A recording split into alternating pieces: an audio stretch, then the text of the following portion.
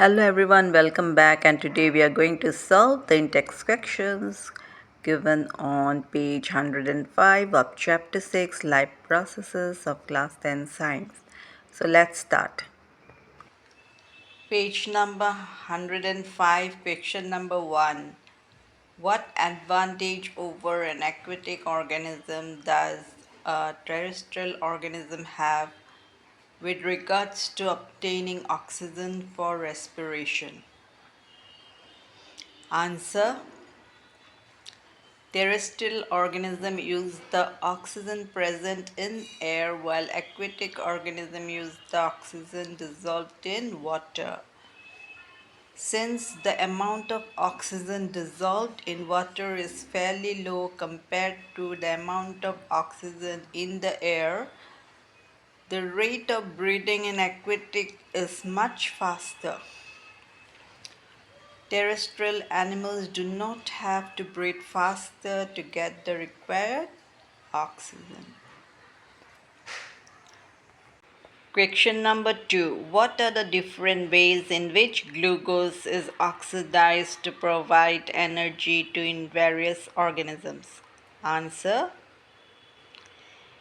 in various organisms, glucose is oxidized to provide energy in different ways. In all cases, the first step is the breakdown of glucose, a 6-carbon molecule, into a 3-carbon molecule called pyruvate. In yeast, during fermentation, the pyruvate is converted to ethanol and carbon dioxide in the absence of oxygen. The process called anaerobic respiration. In mitochondria, pyruvate is broken down into carbon dioxide and water in the presence of oxygen, a process called aerobic respiration.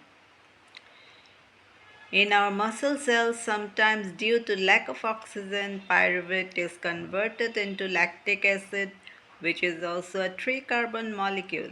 This buildup of lactic acid in our muscles during sudden activity causes cramps. Now, this question number 2 you can also answer in another way. You can simply draw the diagram given in page number 102. So this is the diagram you can draw. So if you draw this diagram, you no need to describe it, and if you don't draw this diagram, then you can write the answer as I have just shown you in the descriptive form.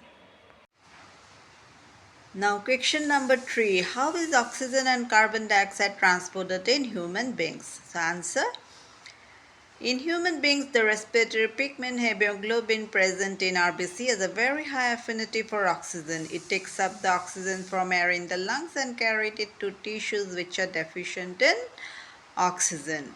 Carbon dioxide is more soluble in water than oxygen, hence it is mostly transported in dissolved form in our blood to the lungs. In the lungs, it diffuses from blood to air in the lungs.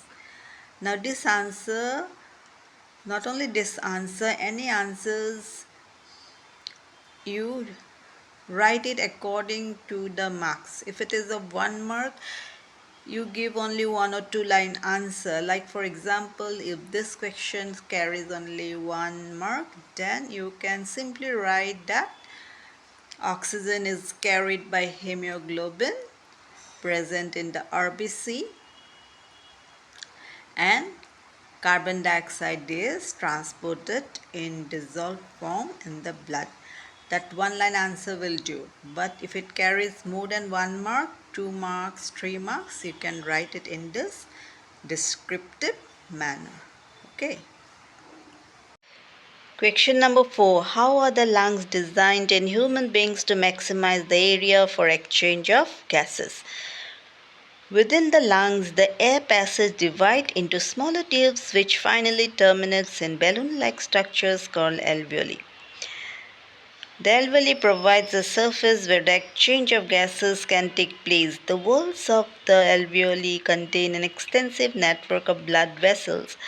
While we breathe in, we lift our ribs and flatten our diaphragm. As a result, the chest cavity becomes larger. Because of this, air is sucked into the lungs and fills the expanded alveoli. The blood brings carbon dioxide for release into the alveoli, and the oxygen in the alveolar air is taken up by blood in the alveolar blood vessels to be transported to all the cells in the body. So this was your answer to question number 4.